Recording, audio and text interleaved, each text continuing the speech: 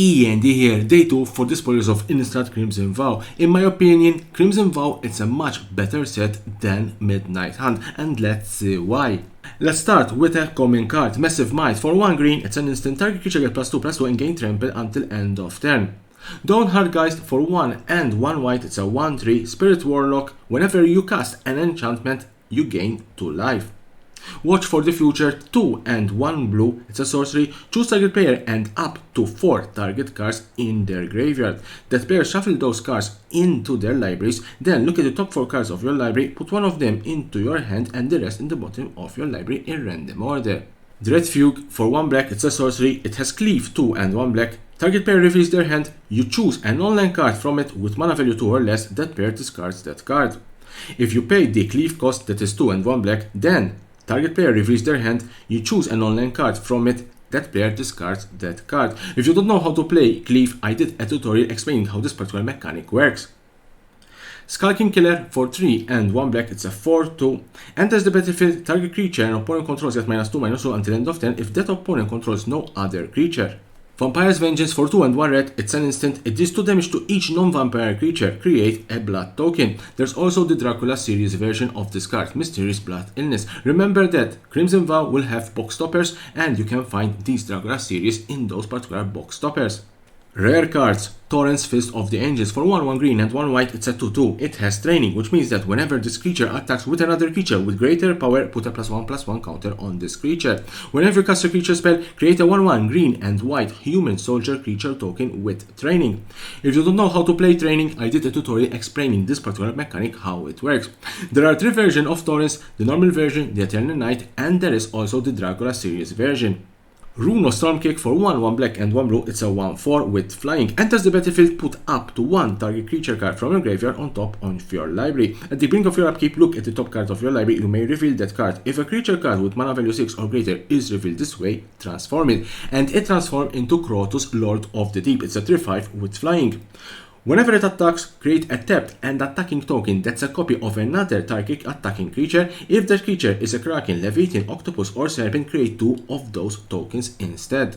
Covering Curtains, for 1 black, it's a 0/4, it's a wall with Defender. 2 and 1 black, transform it, activate only as a sorcery, and it transforms into Uncovering Eye. It's a 3/4 with Menace. When it transforms, target opponent reveals their hand, you may choose an online card in it. If you do, that player discard that card, then draw a card. Voice of the Blessed, for 2 white, it's a 2/2. Spirit Curling, whenever you gain life, put a +1/+1 counter on it. As long as it has 4 or more +1/+1 counter, it has Flying and Vigilance. As long as it has 10 or more +1/+1 counter on it, it has Indestructible. Path of Peril, for 1 and 2 black, it's a sorcery. Cleave, for 4, 1 white and 1 black. Destroy all creatures with mana value 2 or less. But if you pay the Cleave cost for 1 white and 1 black, then it will be destroy all creatures. Alchemist Gambit, for 1 and 2 red, it's a sorcery. Cleave, 4 to blue and 1 red. Take an extra turn after this one. During the turn, damage can't be prevented. At the beginning of that turn's end step, you lose the game. Exile Alchemist Gambit.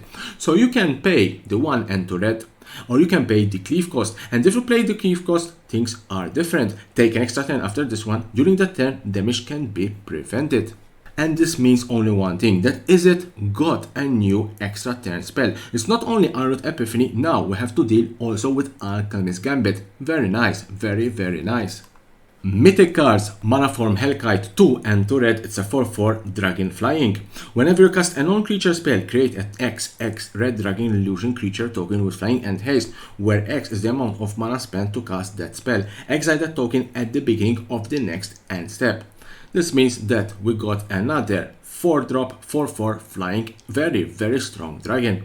Hallowed Haunting, for 2 and 2 white, it's an enchantment. As long as you control 7 or more enchantment, creatures you control have Flying and Vigilance. Whenever you cast an enchantment spell, create a white spirit creature token with this creature's power and toughness are equal to the number of spirits you control. Crimson Vow, it's all about the biggest wedding in Magic the Gathering history, and let's take a look at some guests. Chandra, Dressed to Kill, 1 and 2 red, it's a 3 loyalty counter Planeswalker. +1 add 1 red, it deals 1 damage to up to 1 target player or Planeswalker. +1 exile the top card of your library. If it's red, you may cast this turn. -7 exile the top 5 cards of your library. You may cast a spell among them this turn. You get an emblem with, whenever you cast a spell, this emblem deals X damage to any target where X is the amount of mana spent to cast that spell.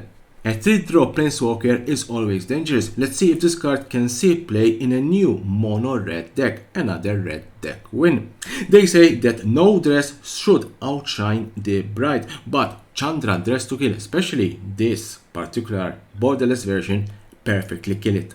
So that was the last card of today's spoiler day 2 for the spoiler of Innistrad Crimson Vow. Tune in tomorrow for more and more spoilers about this particular set, and don't forget to subscribe to my channel for more and more interesting videos about Magic the Gathering and the collectible world.